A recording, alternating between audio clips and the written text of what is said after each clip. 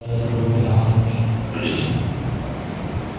والعاقبة للمتقين والصلاة والسلام على سيد الأنبياء والمرسلين سيدنا محمد وعلى آله وصحبه أجمعين أما بعد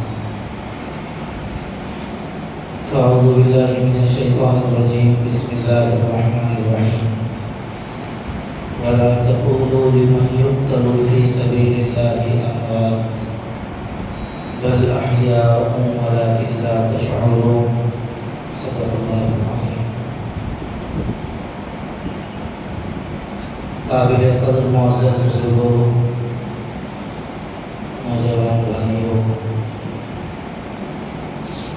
محرم الحرام کا مبارک مہینہ چل رہا ہے۔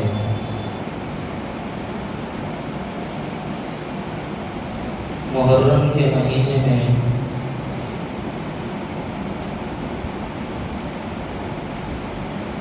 کئی شہادتیں ہوئی ہیں۔ مشہور شہادت یکم محرم کو حضرت سیدنا عمر فاروق رضی اللہ تعالیٰ عنہ کی ہوئی۔ 10 محرم کو حضرت سیدنا حسین رضی اللہ تعالیٰ عنہ کی شہادت۔ دونوں شہادتوں کا بنیادی مقصد اللہ کے دین کی اشاعت اور اللہ کے دین پر ثابت قدم رہنا ہے۔ حضرت عمر رضی اللہ تعالیٰ عنہ کو دین حق کی صحیح ترجمانی اور عدل قائم کرنے کے نتیجے میں ایک ظالم ابو لولو فیروز نے شہید کر دیا، اور دوسری جانب ایک ظالم اور ایک فاسق کی خلافت کے انکار کرنے کے نتیجے میں حضرت سیدنا حسین رضی اللہ تعالیٰ عنہ کو شہید کیا گیا۔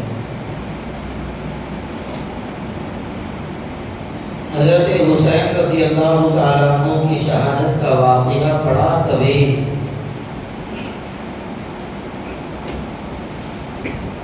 اور اس مختصر سے وقت میں اس کو بیان کرنا بہت مشکل۔ سرکار دو عالم صلی اللہ علیہ وسلم کے بعد خلافت کا سلسلہ شروع ہوا، اور یہ سلسلہ چلتا ہوا حضرت امیر معاویہ رضی اللہ تعالیٰ عنہ پر ختم ہو گئے۔ حضرت امیر معاویہ رضی اللہ تعالیٰ عنہ جب خلیفہ بنے اور ایک عرصہ گزرا، تو اس کے بعد حضرت امیر معاویہ رضی اللہ تعالیٰ عنہ کے دل میں یہ خیال آیا کہ میرے بعد میں کسی کو خلیفہ بنا دوں گا تاکہ مسلمانوں کے درمیان انتشار اور اختلاف نہ ہو۔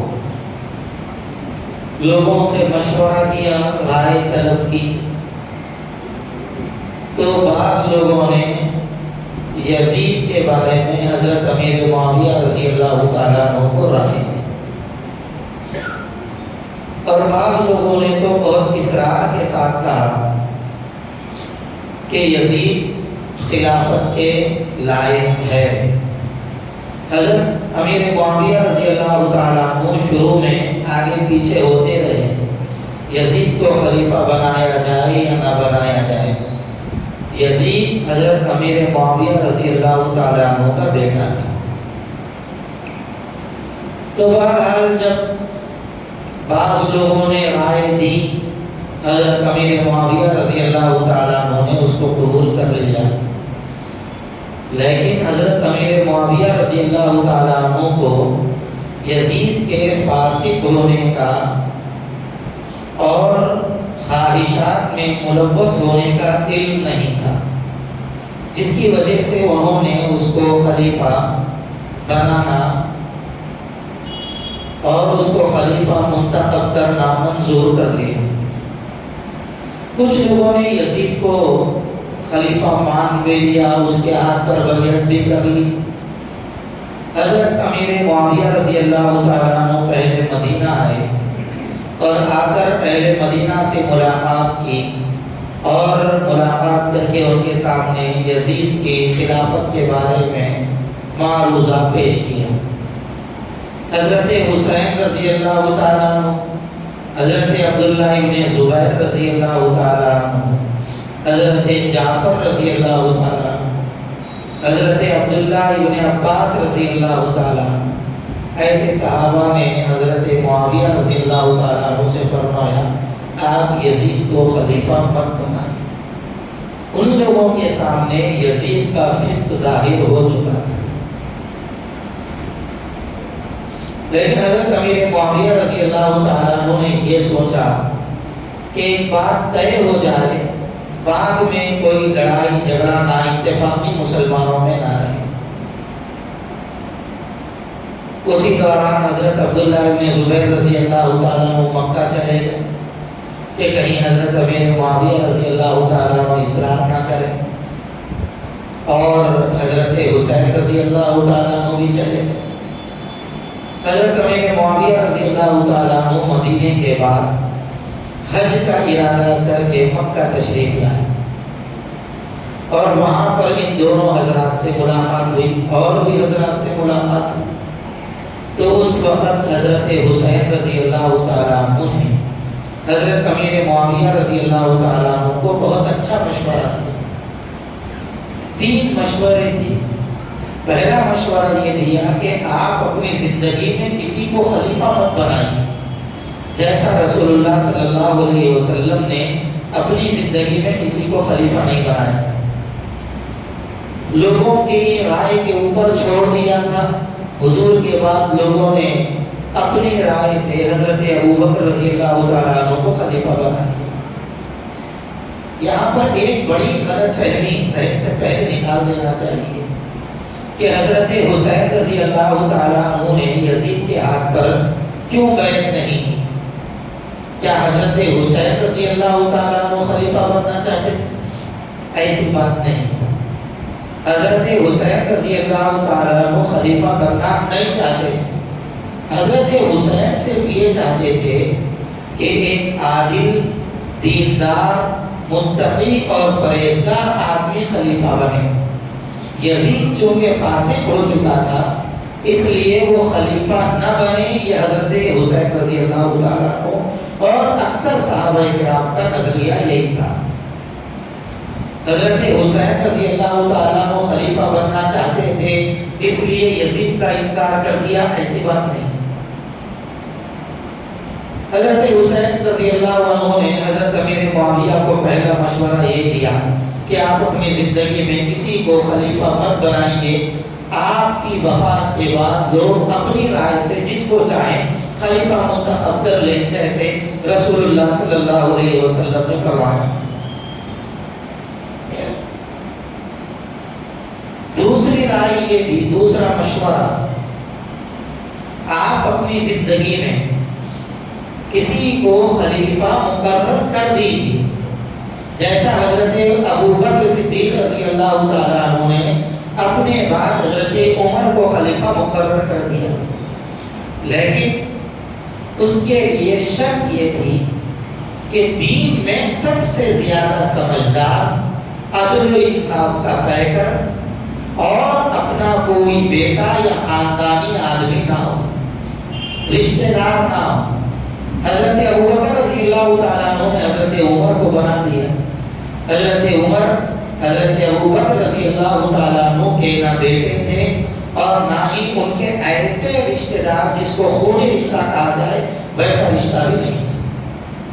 آپ ایسا کر دیجیے، کسی کو آپ بنانا ہی چاہتے ہیں تو آپ کے بیٹے کے بجائے آپ کسی اور کو بنا دیجیے۔ تیسرا مشورہ یہ دیا کہ آپ ایک کمیٹی بنا دیجیے، جیسا حضرت عمر فاروق رضی اللہ تعالیٰ عنہ نے بنایا۔ حضرت عمر رضی اللہ تعالیٰ عنہ نے اپنے آخری زمانے میں 6 لوگوں کی ایک کمیٹی بنا دی تھی، اور فرمایا کہ ان 6 لوگوں میں سے منتخب کر کے کسی کو خلیفہ بنا دو۔ تو اس میں سارے صحابہ نے اتفاق سے حضرت عثمان غنی رضی اللہ تعالیٰ عنہ کو خلیفہ بنا دیا۔ اب ایسا کر دیجیے، یہ 3 مشورے حضرت حسین رضی اللہ تعالیٰ عنہ نے حضرت امیر معاویہ رضی اللہ تعالیٰ عنہ کو دیے۔ حج ہو گئے، حضرت امیر معاویہ رضی اللہ تعالیٰ عنہ اپنے وطن چلے گئے، حضرت حسین رضی اللہ تعالیٰ عنہ بھی مدینہ آ گئے۔ وقت گزرا، حضرت امیر معاویہ رضی اللہ تعالیٰ عنہ کا انتقال ہو گیا۔ انتقال ہوتے ہی یزید نے اپنی خلافت کا کھلے عام اعلان کر دیا، اور ہر جگہ کے جو گورنر تھے ان علاقوں کے گورنروں کو خطوط روانہ کیا اور کہا کہ سارے لوگ میرے ہاتھ پر بیعت کریں۔ حضرت حسین رضی اللہ تعالیٰ عنہ چونکہ مدینے میں تھے، مدینے کے گورنر کو بھی خط لکھا، ولید بن عتبہ، کہ آپ حضرت حسین کو بلائیں اپنے پاس اور بلا کے میری خلافت پر بیعت کرنے پر مجبور کریں۔ تو اس وقت یہ جو والی مدینہ تھے وہ بھی بڑے شریف آدمی تھے۔ انہوں نے سوچا نواز رسول ہیں، اہل بیت میں سے ہیں، میں ان کے اوپر زبردستی کیسے کر سکتا ہوں؟ اب کیا طریقہ اختیار کیا جائے؟ انہوں نے اپنے سے پہلے جو اس مدینے کا والی تھا مروان ابن حکم، اس کو بلایا اور مشورہ دیا۔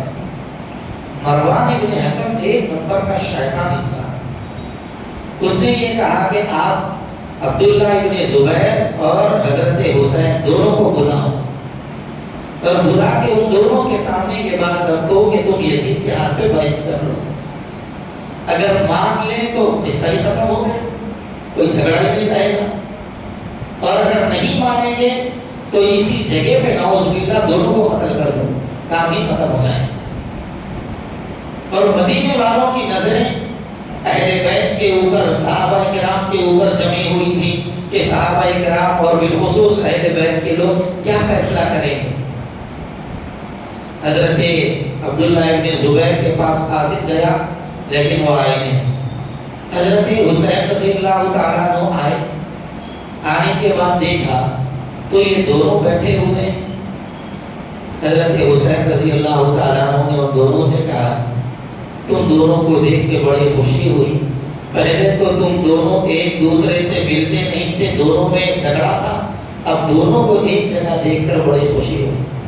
نیک لوگ جو ہوتے ہیں کسی دوریاں پیدا کرنے والوں کے درمیان جب نزدیکیاں دیکھتے ہیں تو خوش ہو جاتے ہیں۔ فسادی جو لوگ ہوتے ہیں، ارے انہیں تمہارے پاس کیسا آ گیا، کچھ نہ کچھ پلان ہوگا دیکھو، اور بھڑکا کے چلے جاتے ہیں۔ حضرت حسین رضی اللہ تعالیٰ عنہ نے مبارکباد پیش، اس کے بعد کہا کیا معاملہ ہے؟ تو انہوں نے کہا کہ معاملہ یہ ہے، حالانکہ حضرت حسین رضی اللہ تعالیٰ عنہ پورے معاملے کو سمجھ گئے تھے، اور حضرت عبداللہ ابن زبیر کے سامنے انہوں نے کہہ بھی دیا تھا کہ مجھے ایسا اندازہ ہو رہا ہے کہ حضرت امیر معاویہ کا انتقال ہو گیا ہوگا، اب مسئلہ خلافت ہی کا ہے، اس لیے یہ مجھے بلا رہا ہے۔ آئے تو معاملہ وہی تھا۔ اس نے کہا کہ آپ حضرت حسین رضی اللہ تعالیٰ عنہ سے فرمایا بلا کے والی مدینہ نے کہ آپ یزید کے ہاتھ پہ بیعت کر لیجیے۔ تو انہوں نے کہا کہ میں اپنے خاندان کا ایک ذمہ دار آدمی ہوں، میں ایسا بند کمرے کے اندر ایسا بیعت نہیں کر سکتا، میں سب سے مشورہ کروں گا، سب راضی ہو جائیں تو میں سرعام لوگوں کے سامنے بیعت کروں گا، اور اگر میرے افراد خاندان یا میرے جن سے میں مشورہ کروں گا وہ میرے مشیر اگر مجھے اجازت نہ دیں تو ایسی صورت میں بیعت نہیں کروں۔ حضرت حسین چلے گئے۔ مروان نے والی مدینہ سے کہا کہ تم نے اچھا موقع گنوا دیا، وہی اگر اس وقت یزید کے ہاتھ پہ بیعت کرنے کے لیے تیار نہیں تھے تو اسی وقت ان کو قتل کر دیتے، تمہاری ساری رکاوٹیں ختم ہو جاتی. لیکن اس نے کہا کہ یہ نواسے رسول، یہ مدینے کی سرزمین ہے، میں ان کا ایسے پاکیزہ لوگوں کا خون ایسا پاکیزہ زمین پر کیسے بہا سکتا ہوں؟ یہ ہم سے نہیں ہو سکتا. حضرت حسین رضی اللہ تعالیٰ عنہ نے یزید کے ہاتھ پر بیعت کرنے سے انکار کر دیا. کیوں؟ یزید کا فسق اور گناہ کبیرہ میں ملوث ہونے کا ان لوگوں کو علم ہو چکا تھا. یہ لوگ چاہتے تھے کہ کوئی بدکردار انسان مسلمانوں کا خلیفہ نہ بنے، اور حضرت امیر معاویہ رضی اللہ تعالیٰ عنہ کو اس کی بدکرداری کا علم نہیں تھا، جس کی وجہ سے حضرت امیر معاویہ چاہتے تھے کہ یزید خلیفہ بن جائے. جب یہ بات ہوئی اسی دوران کوفہ والوں نے حضرت حسین کو خط لکھنا شروع کیا. حضرت حسین کے پاس ایک خط آیا، دو خط آئے، تین خط آئے، حضرت حسین رضی اللہ عنہ نے کوئی جواب نہیں. 100 سے زیادہ خط آ گئے کوفہ والوں کے. حضرت حسین نے ان کو جواب میں یہ لکھا کہ واقعی تم میرے ہاتھ پر بیعت کرنا چاہتے ہو اور یزید کو تم نہیں چاہتے تو میں پہلے مسلم بن عقیل کو تمہارے پاس بھیجوں گا. وہ آ کر مجھ کو اطلاع دیں گے. اگر وہ یہ کہیں گے کہ حالات درست ہیں آ جائیں تو میں آ جاؤں گا، اور اگر وہ آنے سے منع کر دیں تو میں نہیں آؤں گا. حضرت مسلم بن عقیل پہنچے کوفہ، تو وہاں پر کوفہ والوں نے ان کا بہت اچھا استقبال کیا. 4000 کے قریب لوگوں نے ان کے ہاتھ پر حضرت حسین رضی اللہ عنہ کے لیے بیعت بھی کر لی. تو انہوں نے بعد میں خط لکھا حضرت حسین کو، حالات ٹھیک ہیں آپ چلے آئیں. یہ واقعہ ہوا. ادھر یزید کو پتا چلا کوفہ کے اندر مسلم بن عقیل آ گئے ہیں اور وہ حضرت حسین کے لیے بیعت کر رہے ہیں. واقعہ سمجھ میں تو آ رہا نا. تو حضرت حسین رضی اللہ تعالیٰ عنہ کے ہاتھ پر کے لیے حضرت مسلم بن عقیل کے ہاتھ پر وہ لوگ بیعت کر رہے ہیں. تو یزید نے ابن زیاد کو بصرہ سے نکال کر کوفہ کا گورنر بنا کے بھیجا دیا. ابن زیاد کوفہ آیا تو لوگوں نے یہ سمجھا یہی حضرت حسین ہے. اس کا استقبال کیا. اس نے لوگوں کو جمع کر کے پہلا خطبہ دیا اور یہ کہا کہ لوگوں یزید کے ہاتھ پہ بیعت کر لو.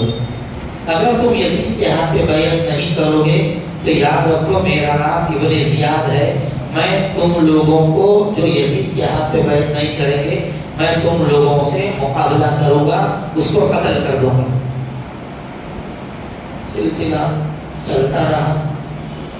پھر یزید ابن زیاد کو یہ معلوم ہوا کہ مسلم بن عقیل کوفہ ہی کے اندر ہیں، وہ حضرت حسین کے لیے بیعت کروا رہے ہیں. تو حضرت مسلم بن عقیل رضی اللہ تعالیٰ عنہ پہلے مختار کے گھر میں تھے، لیکن جب پتا چلا ابن زیاد کو کہ حضرت مسلم بن عقیل یہاں ہے، وہ فوری وہاں سے نکلے اور نکل کے ہانی ابن عروہ کے گھر میں روپوش ہو گئے. اب مسلم بن عقیل کہاں ہے کسی کو پتا نہیں چل رہا. ابن زیاد تلاش میں ہے مسلم بن عقیل، لیکن وہ بڑا شاتر آدمی تھا. اس نے اپنے ایک چیلے کو کچھ پیسے دیا اور یہ کہا کہ لوگوں میں گشت کرو اور تلاش کرو مسلم بن عقیل کہاں ہو سکتا. اس نے آ کے لوگوں میں تلاش کرنا شروع کیا مسلم بن عقیل کے رازدار کون ہیں. تو اس کو پتا چلا کہ ابن اوجسا یہ مسلم بن عقیل کے رازدار ہیں، مسجد میں رہتے ہیں، نماز وغیرہ میں ملاقات ہوتی ہے. تو وہاں پر آیا اور آ کے ان سے ملاقات کیا اور کہا کہ میں اہل بیت سے بہت محبت رکھتا ہوں، میں مسلم بن عقیل کے ہاتھ پر حضرت حسین کے لیے بیعت کرنا چاہتا ہوں، میرے پاس کچھ رقم بھی ہے، میں حضرت مسلم بن عقیل کو تحفہ بھی دینا چاہتا ہوں، 3000 دینار میرے پاس ہیں.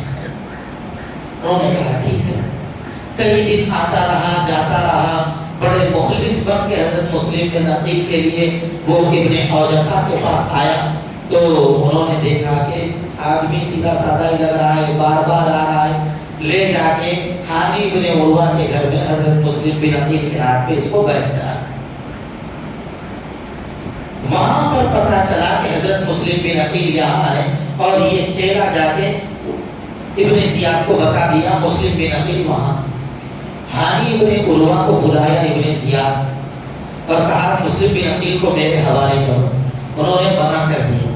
اس کے بعد ان کے اوپر تشدد ہوا، ظلم ہوا، اور لوگوں میں یہ خبر پھیل گئی کہ ہانی ابن عروہ کو ابن زیاد نے قتل کر دیا. تو ہانی ابن عروہ کے لیے لوگ جمع ہونا شروع ہوئے تو حضرت مسلم بن عقیل بھی اس کے دفاع کے لیے آ گئے. تو ابن زیاد کے محل میں اس وقت صرف 32 لوگ تھے تقریباً. تو اس نے دیکھا کہ اتنا بڑا مجمع میرے محل پہ حملہ کرے گا تو میں زندہ نہیں بچوں. تو اس نے اچانک ایک چال یہ چلی کہ کچھ پیسے دیے اور اپنے اندر رہنے والے لوگوں سے یہ کہا کہ تم باہر جاؤ اور باہر جا کے لوگوں کو مال کی ہرس دلاؤ، یا پھر ان سے یہ کہو کہ اگر تم اس وقت یہاں پر ٹھہرے رہو گے تو ہم تمہارے نام نوٹ کر رہے ہیں، بعد میں تمہیں گن گن کے قتل کریں گے. جب یہ خاموش لوگوں کے درمیان وہ لوگ آ کے یہ باتیں بولنے لگے تو اس وقت اس مجمع میں عورتیں بھی تھیں. تو عورتیں ڈر گئیں، عورتیں اپنے بچوں کو لے کے روانہ ہونا شروع ہو گئی. تو دیکھا کہ تقریباً لوگ چلے گئے تھے، 32-33 لوگ رہ گئے حضرت مسلم بن عقیل کے ساتھ. پھر تھوڑی دیر کے بعد دیکھا تو پورے چلے گئے، اکیلے رہے. حضرت مسلم بن عقیل نے اس سے مباحثہ کیا. اس کے بعد آئے، ایک عورت کے گھر میں انہوں نے پناہ چاہی. وہ عورت پہلے پناہ دینے کے لیے تیار نہیں ہو رہی تھی. بعد میں حضرت مسلم بن عقیل نے اپنا تعارف کرایا تو اس عورت نے پناہ دی. تو اس عورت کا ایک بیٹا تھا، بلال اس کا نام تھا. وہ بعد میں اپنے گھر آیا تو اس نے دیکھا میری ماں اپنے ایک کمرے کے اندر ایک آدمی کی بہت زیادہ دیکھ بھال کر رہی ہے. کون آدمی ہے؟ تو اس کی ماں نے اس بچے سے، اس بلال سے یہ کہا راز میں رکھنے کے شرط پر میں تمہیں بتاؤں گی یہ مسلم بن عقیل ہے، ابن زیاد ان کے قتل کے در پہ ہے، اس لیے میں نے ان کو پناہ دی ہے، چھپا کے رکھ دیا. ابن زیاد بڑا شاتر تھا. اس نے راتوں رات پورے کوفہ کے دروازے بند کرا دیے اور کہا کہ کوفہ کے سارے راستے بند، اب کوئی کوفہ کے نہ باہر جائے گا نہ کوئی کوفہ کے اندر آئے. اب پورے گھروں کی تلاشی لی جائے گی. مسلم بن عقیل جس گھر سے نکلیں گے مسلم بن عقیل کو بھی ہم پکڑ لیں گے، اور جس نے مسلم بن عقیل کو پناہ دی ہے اس کو بھی قتل کر دیں گے. جب یہ بات مشہور ہو گئی تو وہ جو لڑکا تھا بلال، عورت کا بیٹا، وہ ڈر گیا. اپنے موت کے ڈر سے اس نے مخبری کر دی. حضرت مسلم بن عقیل یہاں تو 70 آدمیوں کو ابن زیاد نے حضرت مسلم بن عقیل کو پکڑ کے لانے کے لیے بھیجا. حضرت مسلم بن عقیل خاندان رسالت سے تعلق رکھتے تھے. تنہا تنہا اکیلے 70 لوگوں سے انہوں نے مقابلہ کیا. اکیلے تنہا تنہا، کھانا بھی صحیح نہیں کھا رہے تھے، بے کیفی کا عالم تھا. ویسی کمزوری کے عالم میں بھی 70 لوگوں سے مقابلہ. پتا چلا جو رسول اللہ سے تعلق رکھنے والے لوگ ہوتے ہیں وہ دل کے اعتبار سے، روحانیت کے اعتبار سے تو شریف ہوتے ہیں، لیکن بدن کے اعتبار سے بہادر ہوتے ہیں. اور حضور کے غلاموں کو ایسا ہی ہونا چاہیے. اگر کوئی بدن کے اعتبار سے شریف ہو اور اندرونی اعتبار سے بزدل ہو تو وہ حضور کا سچا غلام نہیں ہو سکتا. آج بزدل بنانے کی ساری کے ساری تحریکیں چلائی جا رہی ہیں مسلمانوں. بہرحال حضرت مسلم بن عقیل کو وہ لوگ وہاں پر آئے. حضرت مسلم بن عقیل سے ایک آدمی نے کہا میں آپ کو امان دوں گا، آپ بے فکر رہیے. تو حضرت مسلم بن عقیل نے لڑائی کو ختم کر دیا تو ان کو پکڑ لیا، پھر ان کے ہتھیار چھین لیے۔ حضرت مسلم بن عقیل نے اس آدمی سے کہا تم نے مجھے امن دینے کا وعدہ کیا ہے، امان دینے کا وعدہ کیا ہے، لہذا میں تمہاری بات پر اپنے آپ کو لڑائی سے علیحدہ کر رہا ہوں۔ اس کے بعد انہوں نے اس سے کہا کہ تم میرا ایک کام کرو، حضرت حسین آ رہے ہیں، ایک آدمی کو بھیجو، وہ جائے اور حضرت حسین کو راستے میں روک دے، یہاں کے حالات خراب ہو چکے ہیں، اس کی اطلاع حضرت حسین کو دے دو۔ مختصر یہ ہے کہ حضرت مسلم بن عقیل کو یہیں پر شہید کر دیا گیا اور حضرت حسین نکل چکے تھے۔ حضرت حسین رضی اللہ تعالیٰ عنہ کو کئی صحابہ نے مشورہ دیا۔ حضرت عباس، حضرت عبداللہ ابن عباس رضی اللہ تعالیٰ عنہ نے حضرت حسین سے فرمایا الکوفی لا یوفی، کوفہ والے وفادار نہیں ہوتے ہیں، آپ مت جائیں۔ حضرت عبداللہ ابن عمر نے مشورہ دیا، لیکن انہوں نے کہا میرے نانا کے دین کا مسئلہ ہے، دین کے لیے میں جا رہا ہوں، میری ذات کے لیے نہیں جا رہا ہوں۔ اور حضور نے ان کو اپنی زندگی کے اندر ہی بشارت دے دی تھی، شہادت۔ بہرحال نکلے، قدم اٹھایا، راستے میں ایک فرزدق نامی شاعر ملا، تو بھی حضرت حسین رضی اللہ تعالیٰ عنہ اس نے منع کیا مت جائیے، لیکن حضرت حسین نے کہا میدان جہاد میں نکلنے کے بعد واپس جانا یہ میرے ایمان کی غیرت کو گوارا نہیں ہے، چلے۔ اس کے بعد کوفہ پہنچے، وہاں پر بے وفائیوں کا سلسلہ شروع ہوا۔ اب اس کے بعد کا بھی ایک لمبا واقعہ ہے، نہ سنانے کی میرے اندر اتنی ہمت ہے، نہ حضرت حسین سے محبت رکھنے والا اس کو سن کے برداشت کر سکے گا۔ بہرحال مختصر یہ ہے کہ میدان کارزار بپا ہو گیا، حضرت حسین کے لیے خون کو پانی کو روک دیا گیا 3 دن کے لیے۔ حضرت حسین نے اپنے چھوٹے بیٹے 6 مہینے کے حضرت علی اصغر کو ان لوگوں کے سامنے کھڑا کیا اور کہا یہ 6 مہینے کا بیٹا ہے، اس نے تمہارا کیا بگاڑا ہے، اس کے لیے تو تھوڑا پانی دے دو۔ ان لوگوں نے اس کے جواب میں تیر پھینکا تو حضرت علی اصغر کے حلق میں جا کے وہ تیر لگ گیا، جس کی وجہ سے ان کے حلق سے خون کا فوارہ نکل گیا۔ حضرت حسین نے اس خون کے فوارے کو اپنے ہاتھ میں خون کا چلو لے کے ہوا میں اڑایا اور اڑا کے یہ کہا اے اللہ تو گواہ رہنا حسین نے تیرے دین کے لیے کیا کیا قربانیاں نہیں دی۔ پھر ان کے بیٹے حضرت علی اکبر کو شہید کیا گیا۔ اس طرح حضرت حسین کے ساری اولاد کو شہید کر دیا گیا، کئی صحابہ کرام کو شہید کیا، پھر بالآخر نماز کی حالت میں حضرت حسین رضی اللہ تعالیٰ عنہ کو بھی شہید کر دیا گیا۔ کہ واقعہ بھی انتہائی دلخراش، اگر سنائیں گے تو نہ آپ ضبط کر سکیں گے نہ میں اپنے آپ پر ضبط کر سکتا ہوں۔ پھر انشاءاللہ کسی وقت موقع رہا تو آپ کے سامنے میں یہ سارا واقعہ سناؤں گا۔ مختصر بس یہی ہے کہ حضرت حسین رضی اللہ تعالیٰ عنہ کو بڑے درد کے ساتھ شہید کیا گیا۔ حضرت حسین رضی اللہ تعالیٰ عنہ کوئی شہادت ہوئی، شہادت بڑا مقام، بڑا درجہ اللہ تعالیٰ نے حضرت حسین کو عطا فرمایا ہے۔ اب ہم لوگوں کو کیا کرنا چاہیے؟ حضرت حسین کا واقعہ سنا کے رونا رلانا یہ شیعوں کا طریقہ ہے، رافضیوں کا طریقہ ہے، اس لیے میں اس کے آگے کا واقعہ وقت بھی ختم ہو چکا ہے اور میں سنانا بھی نہیں چاہتا تاکہ یہ شیعوں کی مشابہت نہ ہو۔ بہرحال حضرت حسین کی شہادت ہوئی۔ اب حضرت حسین کی شہادت کی وجہ سے کیا ہم فخر کریں یا ہم روئیں پلائیں، کیا کریں؟ اہل سنت کا طریقہ یہ ہے، نہ وہ خوشی مناتے ہیں نہ وہ غم مناتے ہیں، لیکن مسلمانوں کے اندر 2 فرقے پیدا ہو گئے۔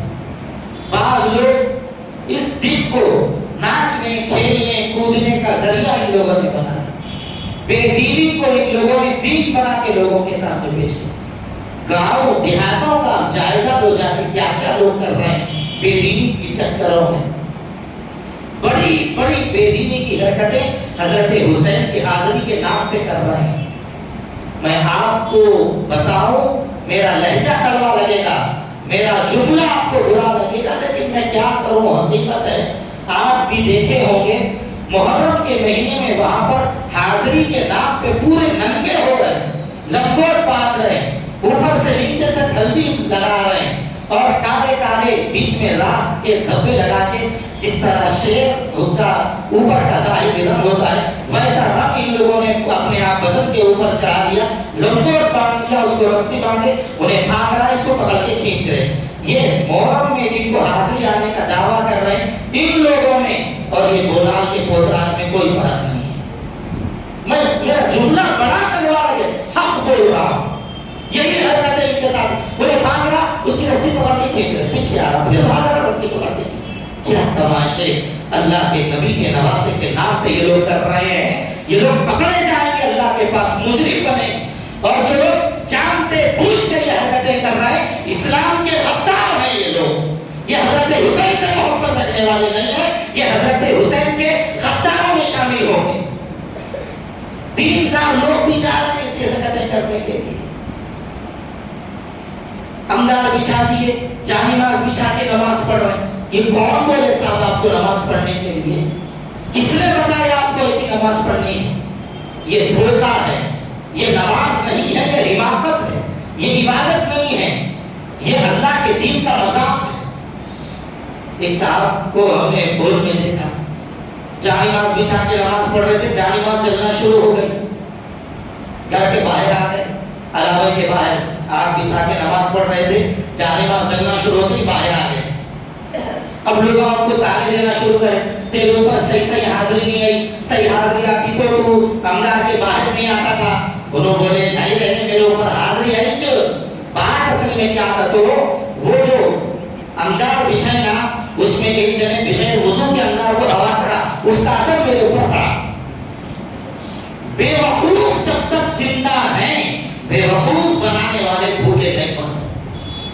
اب تو نوبت یہاں تک آ گئی, وہ بیلا کے نام پہ غلے دار ہیں, علم کے نام پہ, اور سود کا کاروبار شروع کر دیا ان لوگوں. اور یہ کہا کہ غلے میں جتنے پیسے نکلیں گے جس کو ضرورت ہو لے لو, آئندہ سال اس کے ڈبل پیسے پیروں کو دینا, علم کو دے دینا. سود کا کاروبار بھی شروع کر دیا. بے دینی جب آتی ہے دین کا سر مڑا کے رکھ دیتے ہیں. یہی حرکتیں کر رہے ہیں. دوسری جانب یہ لوگ ہیں ہمارے شہر کے اندر بھی ایسے, یا حسین بول کے ماتم کر رہے ہیں, رو رہے ہیں, پلا رہے ہیں, واویلا کر رہے ہیں. کوئی اس طرف گر گئے, کوئی اس طرف گر گئے, دونوں نے راہ حق کو بھلا دیا. کام کیا ہے ایک ہی کام ہے, دن میں روزہ رہیے, رات میں اپنے گھر والوں کے اوپر دسترخوان کو وسیع کیجیے. جن لوگوں نے آج کا بھی روزہ رکھا ہے قابل مبارکباد ہے, کل کا بھی روزہ رکھیے. جن لوگوں نے آج کا روزہ نہیں رکھا کل کا روزہ رکھیے, پرسوں کا روزہ رکھ لیجیے. یہی ایک دو کام محرم کے مہینے میں ہم لوگوں کو اللہ کے نبی نے کرنے کے بتائے ہیں, یہی دو کام کیجیے. اس کے علاوہ کوئی کام مت کیجیے. علم دکھانے کے لیے, بیگا علم دکھانے کے لیے, ماتم دکھانے کے لیے نہ خود جائیے نہ اپنے بچوں کو لے کے جائیے. اللہ ہم سب کی حفاظت فرمائے. وآخر دعوانا الحمدللہ.